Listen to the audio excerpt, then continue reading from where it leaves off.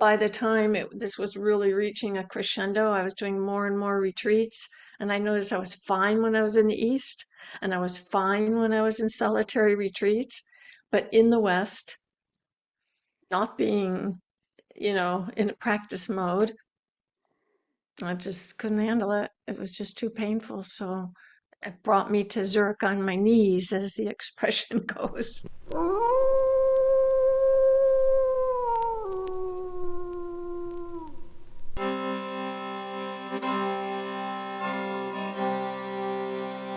Okay, Diane Stanley, thanks so much for joining me on the podcast.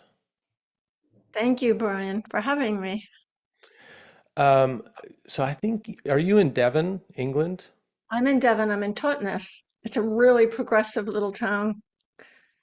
Yeah. Really? Have I you ever? was I was wondering, I've interviewed a couple people who are in the Devon area, and I was wondering, like, what's an American Buddhist doing in Devon? Is there any Sangha for you? Is there... I'm not looking for Sangha anymore. No? No, Okay, well, no. what brought you to Devon? Mm, uh, we were in Bristol for a while. We've been all over the world. My husband's a scientist and biologist, so we lived in a lot of countries. Hmm. And he was just about to retire, and we knew some people down here, and it's just gorgeous and it's very progressive. And it just seemed like a great place to come. It really is. It's near the sea. It's got a beautiful river running through it. This is where Transition Town started, Mm-hmm. transitioning away from fossil fuels. It's a lovely community, not too big. Yeah, Hmm. Yeah, cultured. It's when I've really heard people talk about it, it does sound something like where we live we're on an island off the west coast of Canada, and very natural place, very small, not a lot of industry and things like that, and yeah, quite exactly. progressive. So, I've been to Vancouver Island. Beautiful. oh, okay, nice. It reminds me we lived for 14 years in the wild west coast of Ireland. Hmm. And there's something similar about the climate and the sea and the weather and it's wild. Yeah, nice. Well, just for listeners, what brings us together is this recent book that you published with Murray Stein, who I interviewed about a week ago. And I thought it would be nice to do a companion interview with you. The book is a series of 5 conversations between the two of you, Murray as a Jungian analyst, and you as a longtime Buddhist practitioner and artist, and someone who's also been interested in Jung and gone through analysis of your own. So I thought it would be a great companion to speak to the practitioner. It's not very often that I meet uh, people who are into Jungian psychology who are also longtime spiritual practitioners. So yeah, thanks for joining me. Thanks. It's What quite ti- rare. I haven't met hardly anybody. It's very rare. Yeah, I was reflecting on it. I've spoken to a lot of quite prominent Jungians and post-Jungians, people who follow James Hillman and that. Mhm. But it's not very often that I meet, Jungians who are also practitioners. And it's one of the things that's kind of frustrated me sometimes when I've picked up like a Jungian book on meditation or yoga or shamanism. I very quickly realized, well, these people haven't actually practiced the thing that they're writing about. Um, Yeah, so I'm kind of a practitioner first and scholar second. And so, yeah, anyway, I hope it's going to be a refreshing conversation just to speak like from one practitioner to another. great. Mhm. Yeah. So let's go back in time. What came first for you? Was it psychedelic exploration or Buddhism? Because I know, like, for some Americans coming up in the 60s and 70s, one thing led to the other. It was the 70s and I was 19 and I arrived in Boulder, Colorado and took my first sunshine acid and didn't have a clue about anything, Buddhism or anything else. And that was it. Hmm. I mean, I did it quite a few times after that in psilocybin, and I went to the university there, but that's where it started, off to India. checked out the Well, Vedas and yoga, but came back and started Buddhism seriously 2 or 3 yeah. years later. Was the Shambhala community, was that already, is that in Boulder or it's in the area, right? Well, there was no Shambhala at that point. Hmm. Okay, so I it's came much before that. later. By then, I was gone. Okay. But was Boulder at that time kind of like did it have a hippie vibe? Totally. I remember meeting Swami Satchidananda there at a peace fair when I was very young. Hmm. And it was just that kind of place. Everybody was, dropping out, tuning in, turning on. Yeah. So, going into your first LSD experience, I mean, for myself, I got into it very young, like in high school, and I had absolutely no Mm, context for what I was doing other than kind of looking for new experiences. How was it for you? awesome. Hmm. I just, just the whole, conceptual framework just opened up and everything was alive and connected. And, it seems so much more valid and real than consensus reality. I was just blown away. I was only 19, but it was like the whole universe could sing. So every planet had its own melody. And I'm sure you've experienced similar things. The trees were deities, and, even the concrete was alive and participating. It just, that was it. I mean, I came as one person and did that and never went back fully. Yeah. Same It's for you? Well, yeah, I think it's kind of hard to go back once you've had that experience and you have like that new touchstone for reality, or at least like breaking down your ideas of, like you said, a consensus reality and opening up to some greater mystery. I mean, it's kind of hard to erase that experience, and you know. So then, I mean, so that's what opened you up to like exploring spirituality. Now, were you looking for some kind of tradition or practice that uh, could help you go deeper into that opening that you experienced? After a while, I realized you couldn't keep taking psychedelics. That just started, after a certain point, it starts depleting your energy. Mm-hmm. And you realize, okay, I've got to slowly build up to this with my own efforts. And yeah, I completely changed my major from dance and theater to world religions of all things. I mean, I don't know why, but I did, and East-West comparative philosophy, and started doing Zazen sitting practice, and that was the beginning, and I never looked back. Oh, I went to India, of course, several Mm-hmm. times. Uh, Tell us a bit about your experience in India. Any good stories? Were you looking for a guru? Yeah, the first one, especially when I was completely like naive, right after the first acid trip. I'll go off to India. Everybody's going off to India. That's where Shangri-La was, right? Maybe it's like that now in South America. It's more, I think the Mm-hmm. zeitgeist has gone more that way. But back in my day, it was much to the east. Everybody was heading off. And um, yeah, the first time I just, I was really an idiot. I kind of hid it from my parents that I was going. I dropped out of school to go. I drank water straight from the taps, lived in a houseboat in Kashmir, and the war started with Pakistan and Kashmir. And I was caught in the middle with 5 other young kids, and we had to be rescued by some locals. It was that kind of thing. Mm-hmm. Um, but made it home okay, and uh, felt quite changed from it and went back to school and started practicing more seriously. So Mm-hmm. from then on, my trips to the East were much more sane and grounded and targeted, for teachers and um, experiences and practice. And Yeah. So you went to India, but you got into Zazen. How did that happen? How did you find Zazen? uh, at the time, everybody in Boulder was practicing formless meditation. Mm. There wasn't much Tibetan Buddhism to say. It was just everybody was just sitting because we were all quite wild, so it was Mm. just a kind of settling, and then I met a couple teachers I had a really close relationship with when I went to the East and changed to Tibetan Buddhism, Hmm. So you've Tantra, Tibetan Buddhism, Vajrayana, and then eventually Dzogchen.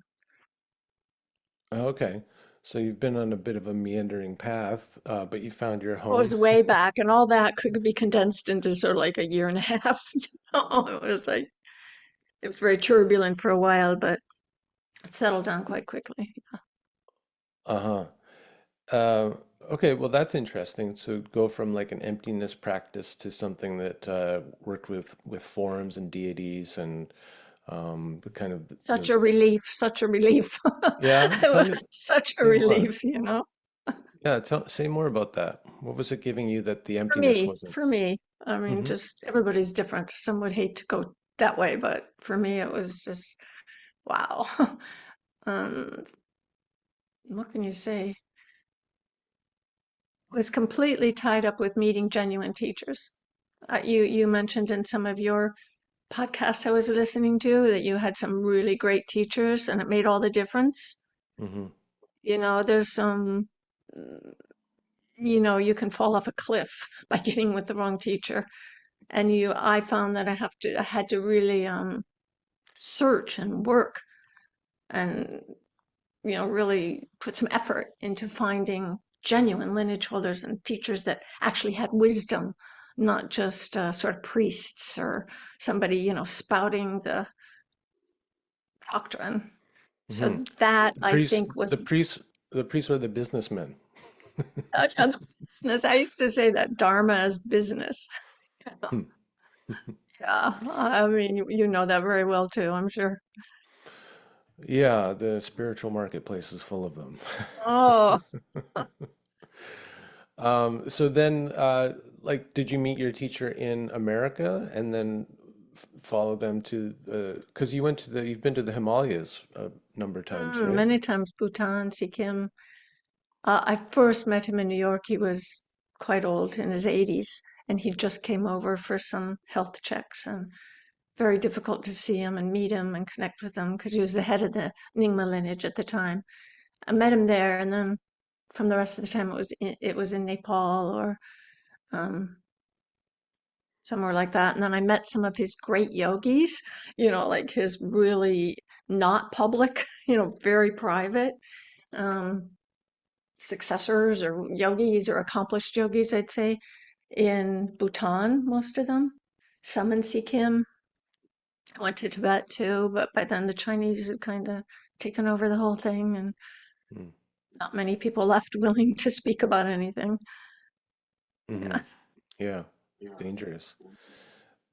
I've heard from some people who have gotten into Tibetan Buddhism and gone to like Nepal that there's a real strong presence of the kind of pre-Buddhist shamanic practice that's been integrated into that whole scene. Did you experience some of that? Oh, totally. The lineage I was in was called the ancient lineage. So it was before it got not the reformed lineage. Mm. It was still very mystical and mysterious and kind of out of the normal mindset. So yeah, very shamanic. In fact, sometimes I'd go, what is this, Buddhism or shamanism or what? But it doesn't really matter because it's all about connecting with, you know, let's call it the supreme source. You could call it anything you want. Mm. Well, Jung might call Say it the something now, self. Brian.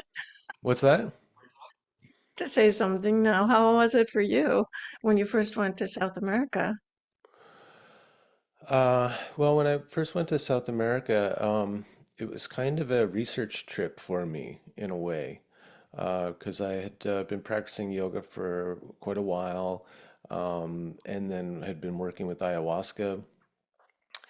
And it was when I was working with ayahuasca, it was part of a Brazilian syncretic church. So the Mhm, ayahuasca was the sacrament, but it was mhm, very, very strong ritual container. lots of like guidelines and things like that. So a lot of structure, which was quite helpful in some respects, especially like first kind of starting to get my Mm. feet, uh, Samyo you know, Daime, is it called, or some Santo Daime. So Santo Daime? yeah, and then at a certain point, I wanted to experience drinking ayahuasca in the jungle and like sitting on the ground and doing it in nature rather than in a kind of, you know, Mm. uh, sitting in a chair with the lights on with an altar and all that kind of stuff. Yeah. Uh, so that's what brought me to South America, and almost immediately I was like, oh my God, these people practicing this in the jungle, they're like yogis. And like tantric yogis, they're working with energy in a very similar way, and the Mm. healing is really like removing obstructions in the energetic body and kind of straightening the energy out. And I said, well, this is what we're doing in yoga. Yeah, So yeah. it was a great like kind of coming together for me of those two worlds, Hmm. and the yoga, helped me with the shamanic practice. It allowed me to kind of manage my energy and stay centered in the ceremonies and things like that. And then the ceremonies and the work with the ayahuasca kind of opened up new Mm. realms of my yoga practice, and Yeah, kind of inspired me to become more of an intuitive practitioner and yeah, allow new forms to find their way into my body, which was exciting. yeah, So the plants kind of became the teacher in a way, replacing my human teachers who were, yeah, sometimes fallible and sometimes problematic. But I found I could yeah, trust the plants as a teacher. yeah, yeah, yeah. Yeah. I mean, I didn't find many teachers, in all those years. It's just, they're rare. They're Hmm. like a star in the daylight or something, you know. Mm. But it's like, because I think I heard you say this to somebody, I can't remember when, in their presence, you just go into a very non-conceptual state quite easily. Of course, then when you go home, you have to work on that and create that yourself, but it lets you experience it anyway. Yeah, it gives you a new touchstone. Well, it's like Mm. I think with the psychedelics, you can have that experience, and Mm. then like, what do you do with it when you go back home to your daily life and all of the things that are rubbing up against you and triggering you, right? That's where like the real work starts, and Yeah, I think like part of what I'm interested in is how your particular practice has helped you integrate some of those touchstones into your mm. life and kind of maybe extend them in a way or allow you to keep coming back to them. After a certain, I, I mean, what do you say? The amount of practice required in my case was humongous. I mean, Hmm. just, you'd be embarrassed to tell anybody really. They think you were a total thick plank, but it took decades of daily work, to have any breakthrough that was sustainable. Mm. So that's what I did. I just kept at it, and it just became more and more simple, more and more rich, less and less effort, more enjoyable, but at a price, at a price. Mm. What do you mean? What's the price? Oh, I didn't have like a great career, and I missed out on name and fame and money. Oh, yeah. I mean, I found it impossible to do both worlds. I said, I'm doing this. I'll do Mm. whatever I need to get by to support this. I can relate. Yeah. I was talking to my wife about this just like last night, I think. Uh, how I'm mistrustful of people who are quite famous and like quite famous spiritual teachers or people teaching about self-help gurus and that kind of thing. Because I was thinking about it and trying to tease out like what why I mistrust them. And I think it has something to do with like what you're talking about. Like if I dedicate myself to this practice of awakening or deconstructing, or however we want to think of it, right? But trying to find like some like core self. Uh, that precludes you from striving for fame and wealth and doing all the things you have to do in order to get that, which is like really about maintaining a public persona when our practice is, I think, similar in that they're looking to deconstruct that persona, Yeah. or at least like hold it in question at all times, right? Like a provisional sense of the self or ego. Yeah. And so those things aren't really compatible. And so if I find someone who's, out there promoting themselves as an expert or authority on Yeah. something, I gotta think they're not really doing a practice, right? I mean, does that vibe with you? God, especially if they're in the West. Eastern Mm, teachers in the West, like around a mile. mm, The ones that I found that were so helpful weren't known. I mm-hmm. mean, they were very much practitioners, or it's hard to say, yogis, advanced yogis, accomplished yogis, I guess you might say. So I don't, I'm not interested in famous, gurus in the West that are very wealthy and have thousands come to their, or hundreds come to their teachings. I Yeah. mean, Hmm. not my thing. I mean, I'm not saying that people don't get something from it. I'm just not my thing. Yeah. Well, that's all we're talking about here is our own personal experience and Yeah. opinions about things. Yeah. You know, everyone can take it with a grain of salt or two, you Yeah. know. But I think it's like, I've found it helpful or enjoyable to listen to other practitioners talk about their experience and find that sense of communitas of, like other practitioners out there. It's like, okay, I'm not alone in thinking this or in pursuing this thing at the expense of other kind of more material gains, you know. Like one of my first yoga mentors, he was never really a teacher for me, but he was like an older friend who'd been practicing and teaching a long time. And when I started teaching, I went and did one of his like workshops, and I was driving him back through the mountains down to Vancouver to take him to the airport. And so I had some time, one-on-one time to chat with this guy who'd been practicing for 50 years and teaching for a long time. And he said something to me that's really stuck with me. He said, the more you practice yoga, the less employable you become. And I mean, I found that to be true. It's so true. It's so true. Just like far less willing to like compromise my values in pursuit of stability, money, Yeah. whatever. So, Yeah. Yeah. I mean, yeah, I agree. Sometimes it was quite a little bit painful because I felt quite alone. Or, I mean, my husband's also a practitioner, so that helps when, you mm, have it in the marriage. But um, I don't know about your system, but in my system, I did regular solitary retreats. I didn't go off like for 3 years, but we'd spend maybe a third of our time in a solitary retreat, just completely alone and, doing the practice 12 hours a day or whatever and being spontaneous. That was fine, no problem. This is in the West now. But coming out, whoa, where's my friends? Yeah, who are the mm, people I can relate to now? And that was a bit painful. That's one of the reasons I went to Jungian analysis, because at a certain point, it was such a divide. I couldn't, I couldn't take it anymore. It was so, yeah, painful.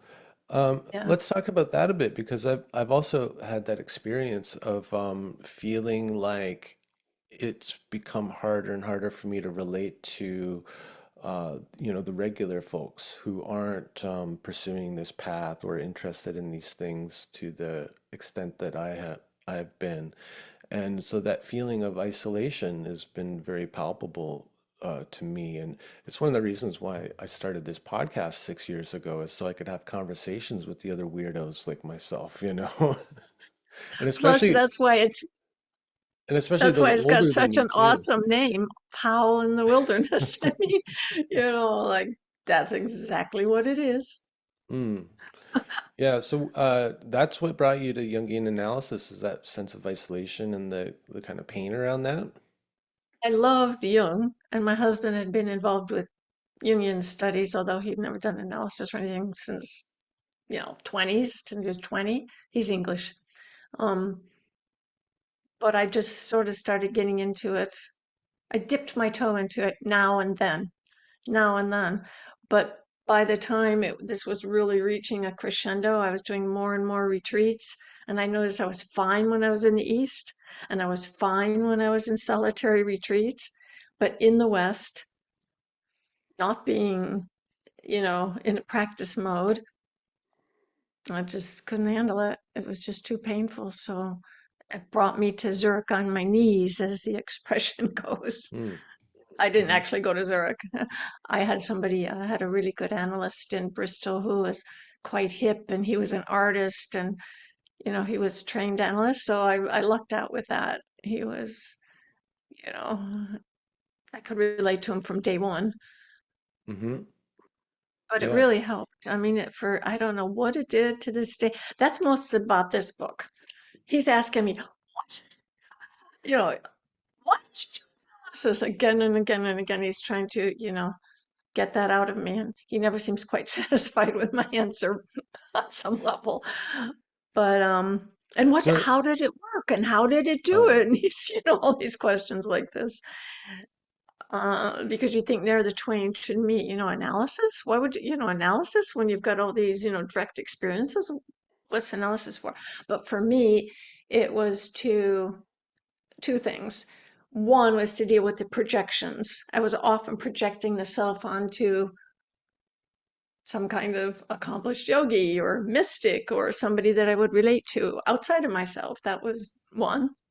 And the second one was the whole of the opposites, sort of nirvana, samsara, east, west, relevant, not relevant, pure, impure. I was just people who are wise, people who are thick as a brick. Hmm. The those two were just like pulling me apart. So that's why I went, and that's what it worked on. Mm. Mm. Um, yeah.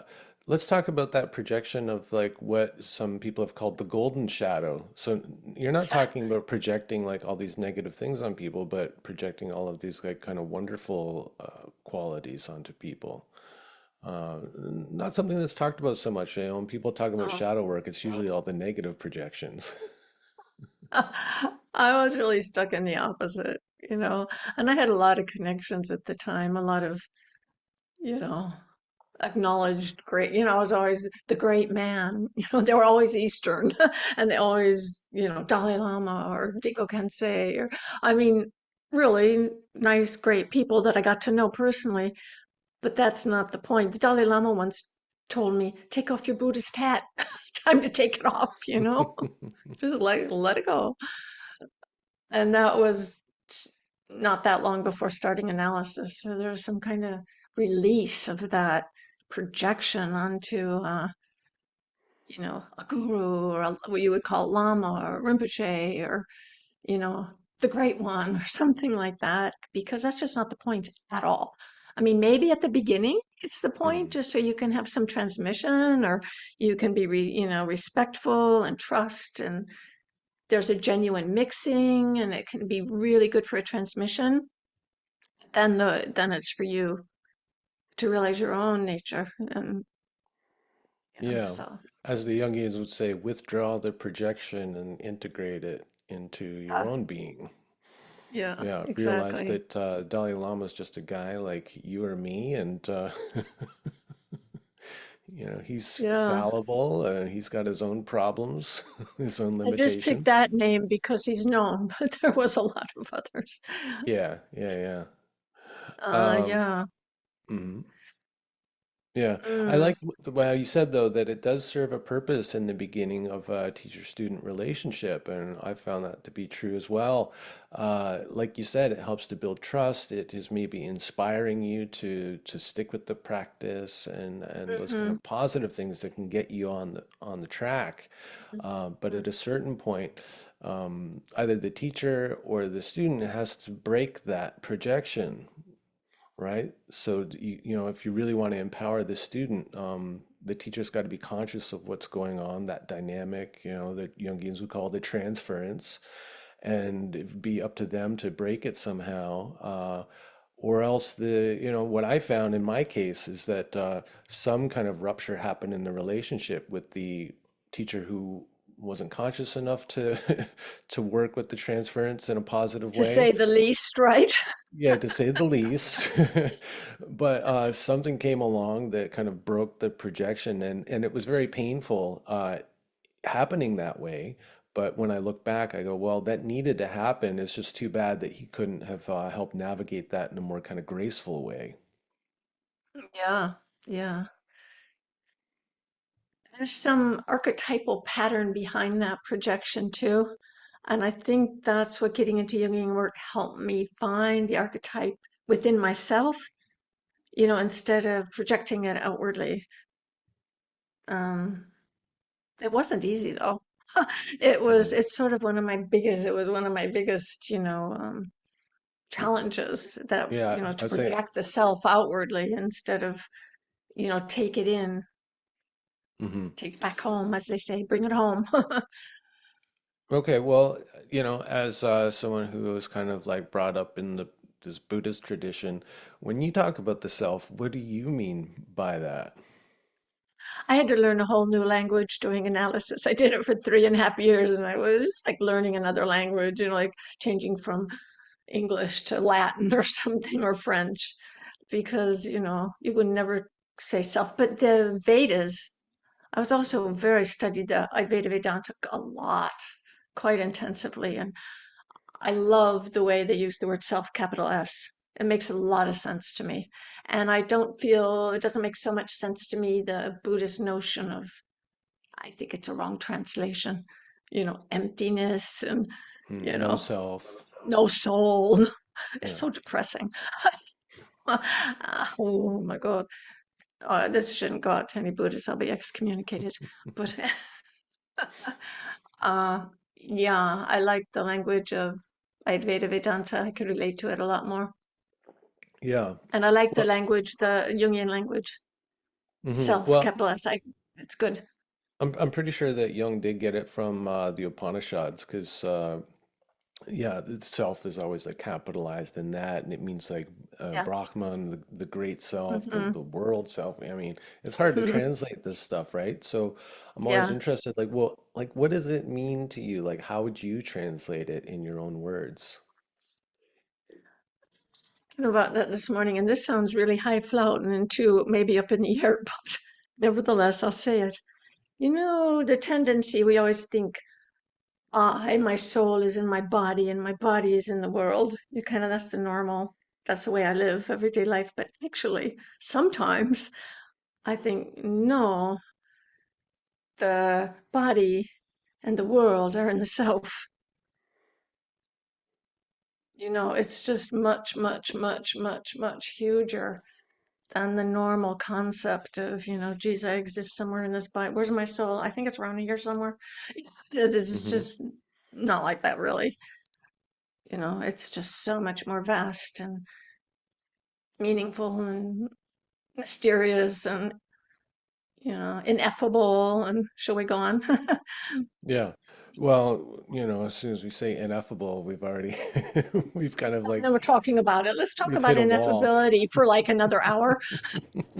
Well, that's what always kills me about the non-dualists, especially like the Western non-dualists, the neo-tantrics, or is Yeah. how much they just blather on and on and on and on about non-duality, and how my favorite thing is when two non-dualists are like arguing over semantics with each other. Oh my God, Brian. I am so on your page. I haven't met anybody else who said that. That's just like, wow. That's There's nothing, fantastic there's, because I have the exact same problem, and I know a lot of them because they call themselves.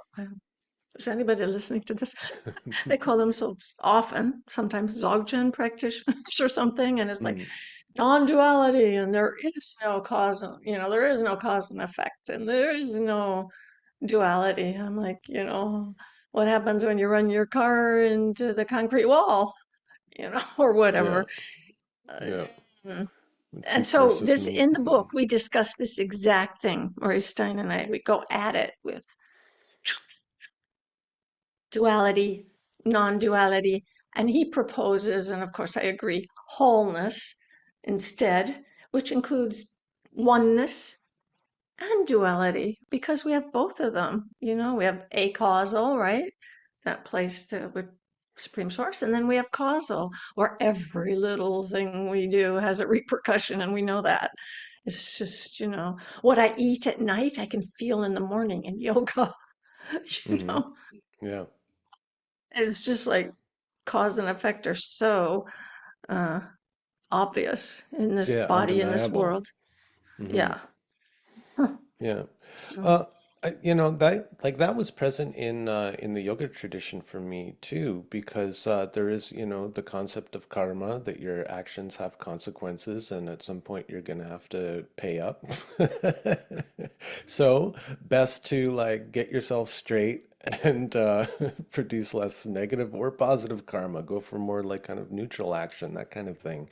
yeah. Um, and part of like within that is the idea that, I am not who I identify as. I'm something much more. So that was like, that wasn't a big stretch for me. That wasn't a big revelation, but I do appreciate Jung's idea of wholeness and the holding of the tension of the opposites and trying to like grow yourself big enough to have the capacity to do that. That to me is like a kind of an enlightenment or spiritual path in a way. Like individuation sounds so dry and individualistic, but I've come to understand that it means so much more, and it means something more like the tantric notion of making yourself big enough to weave yourself into the fabric of the world, and that we are not separate from that, and we're an Mm. individual strand but not separate. And so there's that play between the individual and the whole. Yeah. So, like the self, okay, like one of the things I'm always curious about is like, do you find any conflict between Jungian thought and like Buddhist thought, for instance? Well, how do you Yeah. negotiate that? I don't. Hmm. I don't. You I just mean, let we it just be? try to get bigger than both of them somehow. Mm-hmm. Just, I think one can negotiate it through direct experience. One teacher I really, really liked, which this is an old metaphor, but I'll say it again because it's so apropos. Fingers pointing at the moon, Mm-hmm. right? All different fingers. And they go to war, these fingers, all these religious wars, because they all have different angles and some are black and some are white and all different fingers pointing at the moon, but none of them are the moon.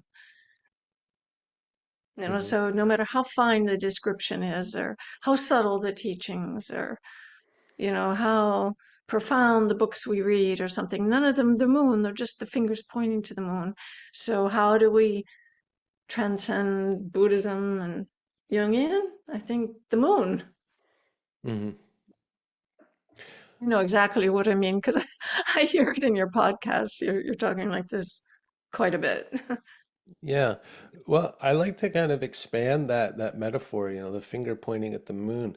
There's another aspect to it that I've never heard anyone draw out before, but one of the reasons why I like that metaphor is that we only see one face of the moon. And so there's this whole other side of it, like the great mystery is also a part of it, the dark side of the moon. Um, so the finger is pointing at the moon, but only the light part that we can see, and then there's this whole other realm that we can't see, and Good that's kind of point. that's what keeps me going back to the well. It's like, can I get a glimpse of a little bit more of that moon? I like that you said that. I hadn't even thought of that. That's so true. Hmm. Yeah, I guess Yeah, the Jungians would say the unconscious and the conscious, you know. yeah, yeah. Um, the other part about your analysis that you were mentioning was I guess kind of like what we're talking around here is like the holding of the tension of the opposites, like being a spiritual practitioner in a superficial materialistic world, and being someone drawn to the East but living in the West, in a predominantly Christian culture, and um, Oh, I'm curious, like how did the analysis help you to grow your capacity to hold that tension? dreams. Hmm. You just, it's funny when you're paying a lot of money, you dream. You know, That's funny. I mean, that's true. When you kind of you like know? put some skin in the game, the dreams start coming. Exactly. Exactly. So the dreams were really vivid, and it's almost like the self goes, okay, she's listening now, you know? Hmm. And my favorite chapter in this book, like I'm making a plug for the book. Here's the Hmm. book. Is chapter 3, and it's 24 pictures and 24 just little tiny bits of description. And it's just dream images. I'm thinking of James Hillman here, you know, the Hmm. image, just the image, the main image of the dream. So I've painted that. I don't tell Murray, we're doing an experiment. I said, we won't talk about the dream at all, the content of the dream, anything. Let's just go through and see if you can analyze it in terms of analysis is a funny word because is that really the right word? I'm not sure it's the right word. It's more like the patterns, you know, a lot of them go from like death to rebirth to, you know, these opposites keep coming back and forth and you see them resolved into a third and you can see these just with the images. Mm. So I'm a real believer in dreams, you know. Would you say God speaks to you in dreams? I'm not a sort of God person. That's not my word, but God speaks to you in dreams, you Mm. know? And sometimes they're big dreams. And, you know, if you follow them closely enough, you really get guided.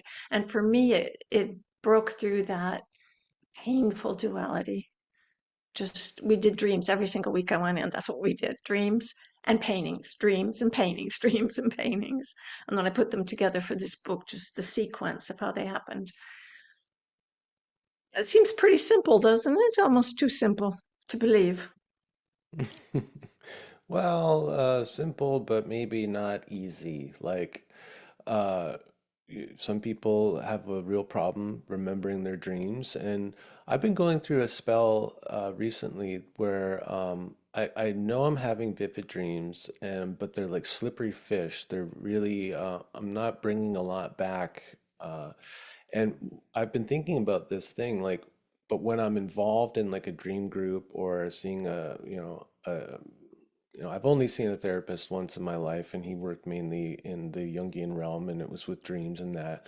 But yeah, I was getting like dreams and remembering them. It was like, yeah, I'd raised my hand in the astral plane and said, "I'm listening." I'm like, uh, and so I've been actually thinking like, well, I would think I want to get like a little dream circle together because I know that that helps me, I don't know, remember the dream so I can work with it in day consciousness. There's something about that. I do everything else that I prescribe to other people. I got my journal beside my bed and all that, and I leave some Hmm. space when I wake up so I can like recollect the dream.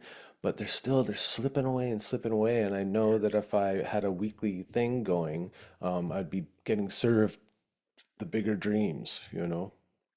There's something to Yeah, that. when I, after analysis stopped for about a year, 6 months, the self was still quite hopeful, like serving me up some big dreams. But you're right, they just kind of get slipperier and more slippery, and the conscious waking world kind of takes over. And um, yeah, that's a good idea Mm, because then you'll have, it's like the unconscious goes, oh, somebody's listening. I can say mhm. something because it'll be heard. Yeah. And if I find that I'm not remembering my dreams, like I kind of lose touch with the magic of that and the kind of the richness of the experience of having the dreams come into day consciousness, and Yeah. so life gets like a little flatter, and so I'm looking for Hmm. like, oh, I'm feeling that right now and wanting some more of that richness and some of that kind of like unexpected revelation and all of that. So I've been thinking about, okay, I gotta like kind of step it up. I gotta like you know, get something going here. A little more of the dark side of the moon becoming visible. Yeah, yeah, maybe.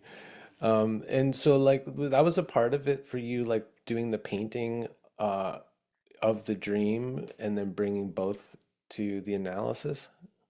I Mm, got back into art. I had been to art school in Switzerland. I was, really into art, and then Buddhism just, I'm not blaming anybody. I just completely went off anything creative or artistic. And if I did do art, it would be mostly just copying landscapes or something. I mhm, just stopped, and analysis just brought back that creativity because I wanted to express the dream mhm, in a nonverbal way.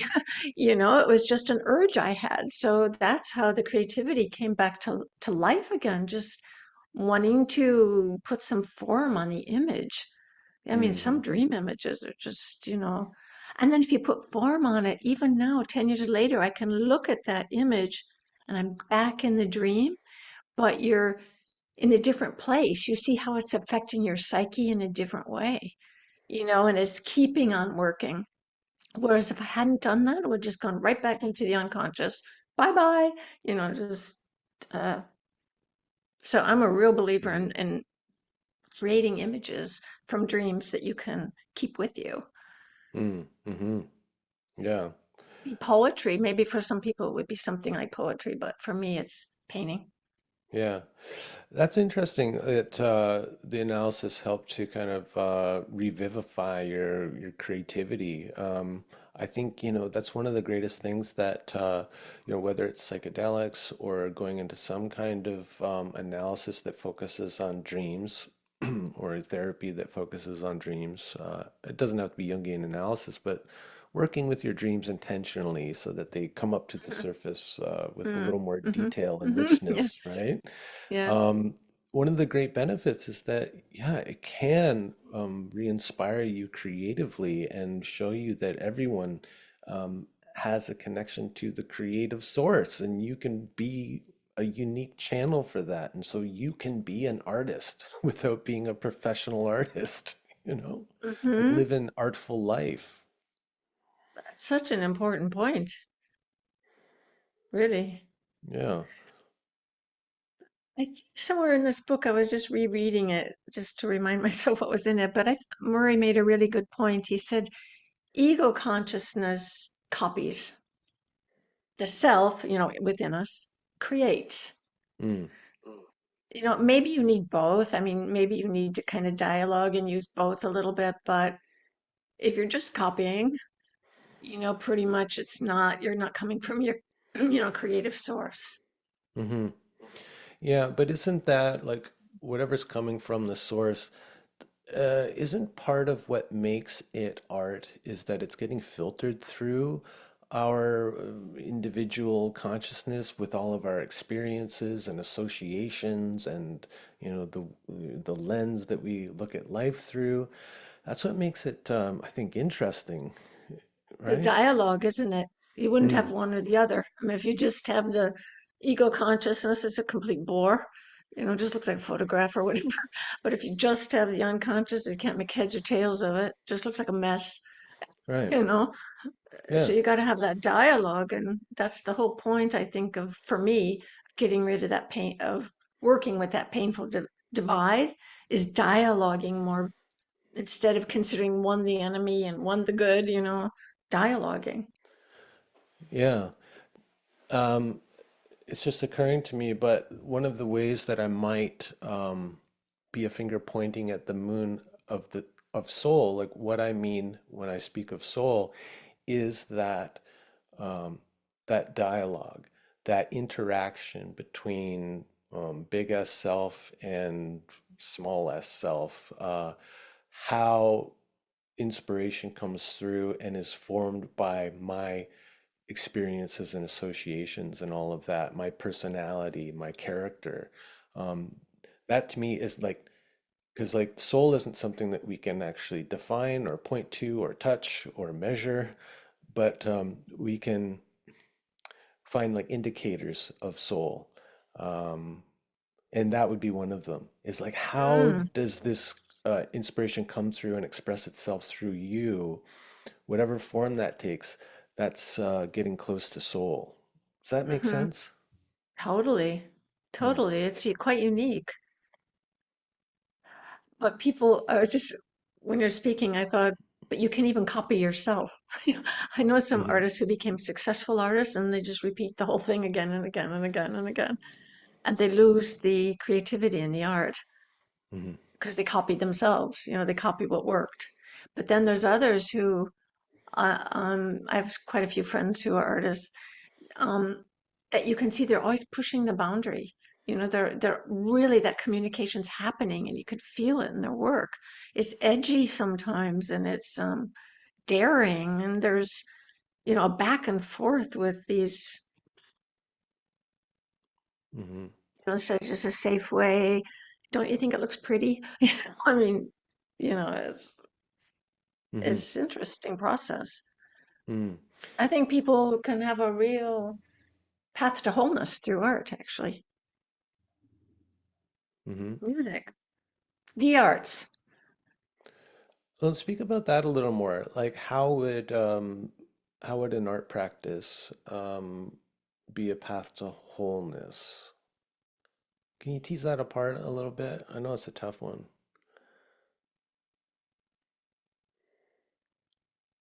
It's that dialogue, I think, between the opposites. If that dialogue's happening, it's a path to wholeness. And if it isn't, it isn't. Mm. It sounds a bit simplistic, but Yeah, but okay, let me see if I'm getting what you're saying. So, wholeness would be a kind of more integration between my like my consciousness, like my what I know about myself or what I think I know about myself, and that which is like unconscious. And so the art making is a practice of making the unconscious more conscious, and so that is kind of adding to the whole of who I am. yes, making it, that's how I see it, making the unconscious more conscious and visible, whether it's beautiful or not beautiful, or um, popular or not popular, Hmm. just, I mean, I'm really keen, to make pleasing art. Oh, people want to put it up in their living room or whatever, but I can't do that anymore. Mm. It's just people come in now, it's like, oh, look at that. It's so beautiful. Like series of trees I did like 20 years ago, every little leaf and it just doesn't excite me anymore. So I'd Hmm. rather do something that's really fresh and alive, and whether even if people glaze over when they see it, like people get kind of nervous if they see abstract art sometimes, But so what? You Hmm. can't do it for others, really. Mm. What do you That think? that excitement, like when you revisit it and it still stirs something in you, that would to me would be another indicator of soul. Um, and that this is a soulful work that still has the capacity to stir something in your soul, and so that aliveness and that kind of remembrance of the initial Mm-hmm. experience, that to Hmm. me is all kind of related to soul. So I would say Hmm. like, yeah, difference between like soulful art and kind of merely aesthetic, attractive art or something like that. Like it hits you on a We deeper have that level. conversation in ways to the self because I was really embarrassed to put my dream images where somebody could see them because Yeah. they would be laughed out of first year art school. I mean, they come Mm, across as so naive, like an 8-year-old or 10-year-old drew a lot of them. And so I had this discussion. We talk about it for about 2 pages. And he says something interesting, Marie. He says, it's soul work. It's not artwork, great. you know? Yeah, that's what I'm kind of trying to get at. Yeah, that's said well, I think. Yeah. Like it's for you and your soul. It's not about anybody else appreciating it. But if somebody does, ooh, maybe there's like a deep connection between you two, you know? It's like Uh, soul kin. okay, It's like, oh, yeah. you feel that too when you look at that? Wow. Wait. Oh, yeah, I can relate to that somewhere Mm. in me. Yeah. Mm-hmm. Yeah. Yeah. Neat. So what do you do music? Do you paint? What's your creative outlet? Well, I've done I've done painting. I went to art school early on. I became like a commercial graphic artist. Of course, that was like commercial art. That wasn't soul work. But I've always been a musician since I was like 11 years old, and that's been the thing that is that's been the most constant for me. Because I'll Mm, dabble now and again in some painting and try mm, some new things out, but I never stick with it. It's like mhm, once I kind of do something like some new kind of form or technique or something, I'm like, oh, okay, that's cool. I kind of I figured that out and I don't go back to it. Whereas the music is the thing I just keep going back to. And I've been thinking about it recently. I was talking to a friend yesterday about it. He's also a musician. And I was saying, like for the longest time now, I've been doing this kind of like solo music practice where I have, all of these guitar effects and like a loop pedal. So I can mhm, create these loops and build on layers. And mm, I've just been doing this thing where I make these like little grooves and I'll build up the sound until it's just like it's just got everything that it needs. And I might record it on my phone or something just as like a yeah. reference, but I don't really do anything with it after that. And I've just been like thinking like, should I do something more with it? Should I extend these into songs or kind of put some of them together into a bigger work? Um, or is it just like a dance? So, once you do the dance, it's gone. It's more ephemeral. And so I just been kind of like sitting with that and going, maybe it's just like an ephemeral thing. It's about the soul work of actually Mm, doing the thing and mhm, not mhm, about recording it and doing anything with it late. mhm. So that's been like my practice kind of in the last few years is these like kind of spontaneous music creations that then just go off into the ether. Well, there's definitely a space for that, but maybe, somebody else might want to listen once in a while. That's what I think too, yeah. I like to listen once in a while. Yeah. So I think I might explore that this winter is kind of like um get down and see if I can like make something of these little pieces and see if they fit Yeah, together some definitely. way. Hmm. Definitely. That's what I'm thinking about art these days too. I'm thinking, do it for myself, do soul art, but who knows? It's like, maybe some point they'll come together in some way. And Hmm. Well, and at a certain point, like I think it's completely possible that we can be a kind of like sense organ for the self or a sense organ for mm, God, and like part of our role maybe is to um, create art from that inspiration and put it into the world. So it's not just for us, and mhm, not even knowing who else it might be for, but just kind of trusting that, I don't know, it came through, this image wanted to come into the world through me. Yeah, I get something from it, but maybe it's not just for me either. Like, the beauty of the tree isn't just for me, it's for everyone who mhm, can see. mhm, That sounded mhm. like a poem, but it's Oh, I something like like that. that. Whom does the grail serve? There you go. Whom does the art serve? Yeah. Yeah, yeah. Well, Diane, this has been really nice to chat with you on, the beginning of my Monday morning and probably close to the end of your day. Oh, yeah. But it's been a nice dialogue. I've really appreciated it. It's really nice to know you're in the world, Brian. Hmm, likewise. And I love the book. One of my favorite types of books is these kind of dialogue books, and they're rare, but I kind of much prefer that than hearing like one voice talk about something. I like to hear people interacting and see what comes out of that. So I like the kind of format of the book, and yeah, I think it's very courageous of you to like agree to put it out into the world because you know. Well, I wouldn't unless there's some humor. If there Mm. was no humor, I wouldn't allow it to go out. It's got to have a little bit of humor, or, you're really going the wrong direction, right? I agree. Taking yourself too seriously, maybe.